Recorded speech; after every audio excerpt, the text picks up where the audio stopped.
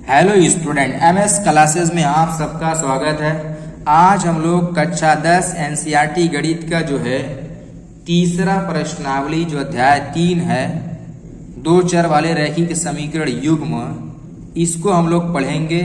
और इसमें जो है प्रश्नावली 3.2 का तीसरा प्रश्न हम लोग करेंगे। तीसरे में जो है बहुत सारा क्वेश्चन दिया हुआ है, जिसमें से हम लोग पहला प्रश्न आज लेकर के आए हुए हैं। देखिए क्वेश्चन लिखा हुआ है कि निम्न समस्याओं में रैखिक समीकरण युग्म बनाइए और इनके हल प्रतिस्थापन विधि द्वारा ज्ञात कीजिए।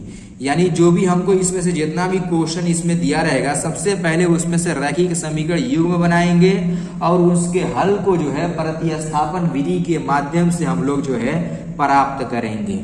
तो देखिए इसमें का जो पहला प्रश्न है वो ये है कि दो संख्याओं का अंतर 26 है। संख्याओं का अंतर 26 है और एक संख्या दूसरी संख्या के 3 गुनी है, उन्हें ज्ञात कीजिए। ये क्वेश्चन है, बहुत ही आसान क्वेश्चन, बहुत आसान प्रश्न है। आप लोग एक बार अच्छी तरीके से समझ लो तो अपने से दोबारा इस क्वेश्चन को जो है हल कर सकते हो। तो देखिए यहाँ पर लिखा दो संख्या, यानी कोई दो संख्या है जिनका अंतर 26 है। कोई भी दो संख्या हो सकती है जिसको घटाने पर 26 आ सकता है। और फिर ये लिखा कि एक संख्या दूसरी संख्या की 3 गुनी है, उनको ज्ञात करना है। तो यहाँ पर हम लोग को जो है यहाँ पर रैखिक समीकरण युग्म के माध्यम से लगाना है। तो यहाँ पर हम लोग क्या करेंगे, तो पहली संख्या और दूसरी संख्या को पहले हम लोग मान लेंगे। यहाँ पर लिखेंगे कि माना, यहाँ पर लिखेंगे कि माना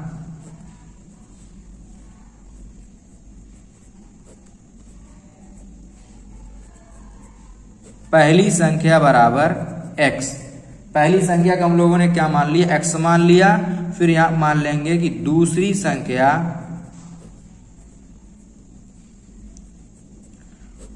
संख्या को हम लोग क्या कर लेंगे, y मान लेंगे। मानने के बाद फिर यहां पर लिखेंगे प्रश्नानुसार,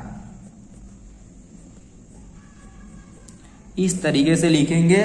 और उसके बाद जो प्रश्न कहेगा फिर उसी हिसाब से जो है हम लोग हल कर देंगे। अब देखिए प्रश्न क्या कह रहा है, प्रश्न ये कह रहा है कि यहाँ पर कि पहली दोनों संख्याओं का अंतर 26 है।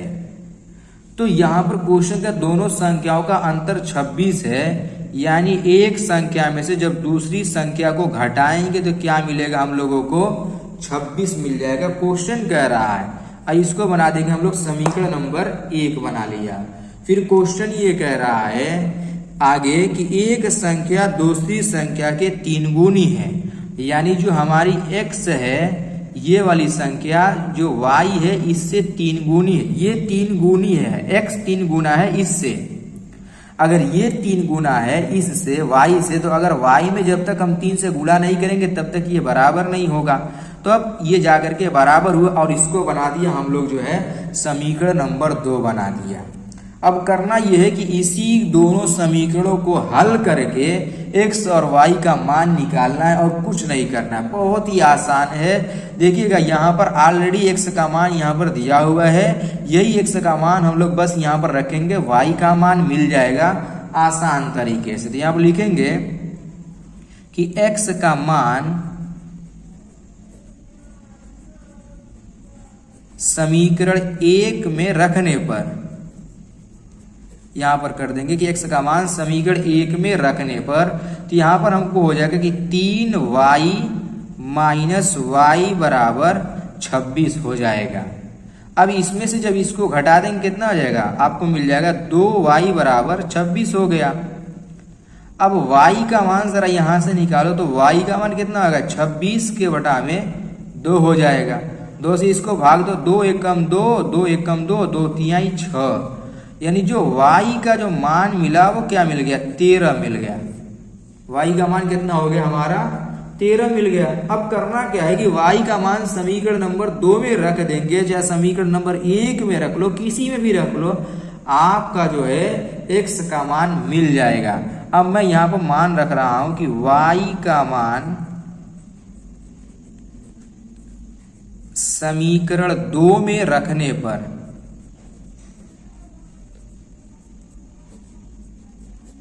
y का मान समीकरण 2 में रखने पर, तो x बराबर हमारा 3y है। तो x बराबर हमको क्या हो जाएगा कि 3 गुणे 13 ये हो जाएगा हमारा। तो x का मान कितना का 13 तिहाई 39 हो गया, यानी x का मान कितना मिल गया हमको 13 और हमको y का मान कितना मिल गया, x का मान मिला 42, y का मान मिल गया 13। दिया गया हमारा क्वेश्चन सही है कि नहीं, यहाँ से पुष्टि कर सकते हैं। अब देखिए यहाँ पर जो है 39 रखो, 39 में से 13 घटाओ 26 आ ही जाएगा। यहाँ पर ये 39 है, 13 तिहाई 39 बिल्कुल हमारा सही है। तो यहाँ पर हम लोग लिख देंगे कि पहली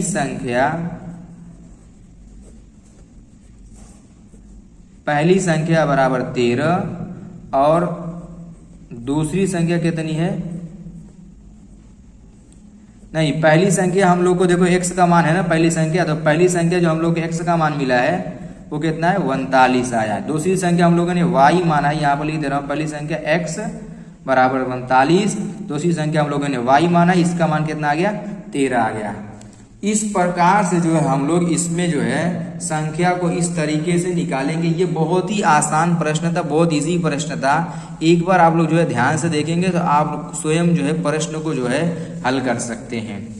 तो उम्मीद करता हूं कि आप लोग को ये वाला जो प्रश्न है समझ में आया होगा। इसके आगे के भी प्रश्न है, इसमें कुछ क्वेश्चन और भी है, उसको भी जो है हम लोग नेक्स्ट लेक्चर में उसको भी चर्चा करेंगे। उस सारे प्रश्नों को भी हम लोग जो है हल करेंगे। तो इन जितना प्रश्न अभी तक बताया गया है इसको ध्यान से देखिए और इस पर अच्छी तरीके से प्रैक्टिस करिए। सारे प्रश्नों को लगाने का जो है प्रयास कीजिए, क्योंकि परीक्षा में कोई कंफर्म नहीं होता कि कौन सा को जो है क्वेश्चन आएगा और कहाँ से उठाएगा। आप लोग का बेस यही रहता है, लेकिन अलग अलग तरीके का जो है इस पर संख्या बदल देता है, कोई नाम बदल देता है, यही होता है और क्वेश्चन में कोई परिवर्तन नहीं होता है।